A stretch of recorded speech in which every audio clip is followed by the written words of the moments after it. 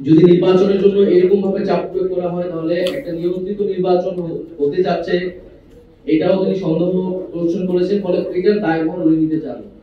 বাংলাদেশকে বারবার অনৈক্যের দিকে বিভাজিত করার দিকে ঠেলে দিয়েছে আমাদের প্রতিবেশী রাষ্ট্র এবং নানা ধরনের বাংলাদেশ বিরোধী শক্তি, যাতে বাংলাদেশ শক্তিশালী রাষ্ট্র হিসেবে গড়ে উঠতে না পারে, এ কারণে বাংলাদেশকে কখনোই ঐক্যবদ্ধ হতে দেওয়া হয়নি এবং 5ই আগস্টের পরেও সেই চেষ্টা অব্যাহত রয়েছে। আমরা দেখছি যে ভারতীয় মিডিয়ায় নানা ধরনের প্রচারণা চলছে, বাংলাদেশকে নিয়ে নানা ধরনের সেখানে অপপ্রচার চলছে।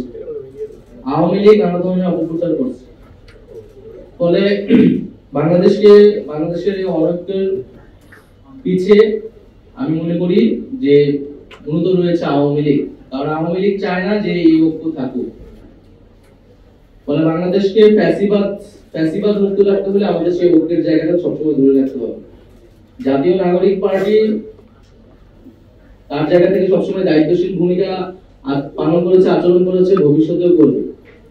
এটা এককভাবে জাতীয় নাগরিক পার্টির উপরে দায় চাপালে হবে না। জাতীয় নাগরিক পার্টি তার যেটা প্রত্যাশা, জনগণের যেটা আকাঙ্ক্ষা বলে সে মনে করে, সেই কথা বারবার ব্যক্ত করে গিয়েছে যে আমরা সংবিধান চাই, সেটার জন্য গণপরিষদ নির্বাচন চাই, আমরা মৌলিক সংস্কারের জন্য জুলাই সনদ চাই, আমরা বিচার চাই।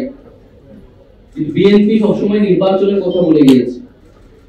এটা জাতীয় নির্বাচনে, কিন্তু শুধু একটা জাতীয় নির্বাচনে এই গণঅভ্যুত্থানের পরে আমাদের একমাত্র আকাঙ্ক্ষা না, এটা আমাদের অন্যতম আকাঙ্ক্ষা, ভোটাধিকার প্রতিষ্ঠান, এটা একমাত্র আকাঙ্ক্ষা না।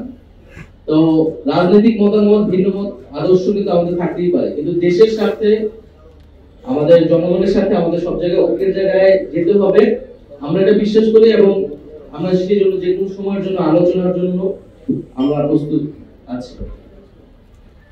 আমার একটা প্রশ্ন ছিল, যেটা বিভিন্ন পত্রিকায় বলেছি সেটাই আসলে বক্তব্য। দেশে যে ধরনের পরিস্থিতি তৈরি করা হয়েছিল, আমরা আদালতে দেখতেছি, আমরা এনডিএ দেখতেছি, আমরা যমুনার সামনে দেখতেছি। তো ডক্টর মোহাম্মদ ইউনূস সেই প্রেক্ষিতে মনে করছেন যে যদি ওনাকে জিম্মি করা হয়, ওনাকে চাপ প্রয়োগ করে কোনো দাবি আদায় করা হয়, তাহলে সেটি আসলে সম্ভব নয়, উনি এটিতে সম্মত নয়। দ্বিতীয়ত, গণঅভ্যুত্থানের পরবর্তীতে দেশের মৌলিক কিছু পরিবর্তনের জন্য উনি দায়িত্ব নিয়েছেন বলে মনে করে, এটাই জনগণের প্রত্যাশা। তো সেই মৌলিক কাজগুলা, বিচার, সংস্কার, এই বিষয়গুলো যদি উনি করতে না পারেন তাহলে আসলে ওনার থেকে কি লাভ? উনি যে প্রতিশ্রুতির জায়গা থেকে এসেছিলেন সেটি উনি রক্ষা করতে পারতেছেন না এই পরিস্থিতিতে। এবং দেশে যদি এই পরিস্থিতি চলতে থাকে, রাজনৈতিক দলগুলো যদি বা বিভিন্ন পক্ষ যদি এভাবেই মানে চলমান থাকে তাদের কার্যক্রম, তাহলে আসলে ওনার পক্ষে দায়িত্ব করা সম্ভব নয়। এবং যদি নির্বাচনের জন্য এরকম ভাবে চাপ প্রয়োগ করা হয় তাহলে একটা নিয়ন্ত্রিত নির্বাচন হতে যাচ্ছে, এটাও তিনি সন্দেহ পোষণ করেছেন। ফলে এটার দায়ভার উনি নিতে চান।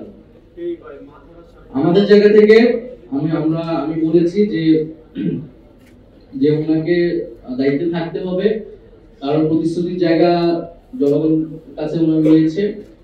এবং ফলে উনি রাজনৈতিকভাবে বিষয়টা সমাধান করুক, সকল রাজনৈতিক দলগুলোকে বলুক। এবং জাতীয় নাগরিক পার্টি আমাদের জায়গা থেকে আমরা সকল বিভিন্ন রাজনৈতিক দলগুলোকে এই মেসেজ দিয়েছি, যাতে সবাই দেশের এই পরিস্থিতি বিবেচনা করে রাজনৈতিকভাবে ঐক্যবদ্ধ হয় এবং একটা ইতিবাচক সিদ্ধান্তের দিকে যায়।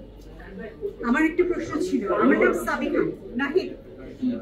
আমার প্রশ্নটা হচ্ছে, একটু পরিচয়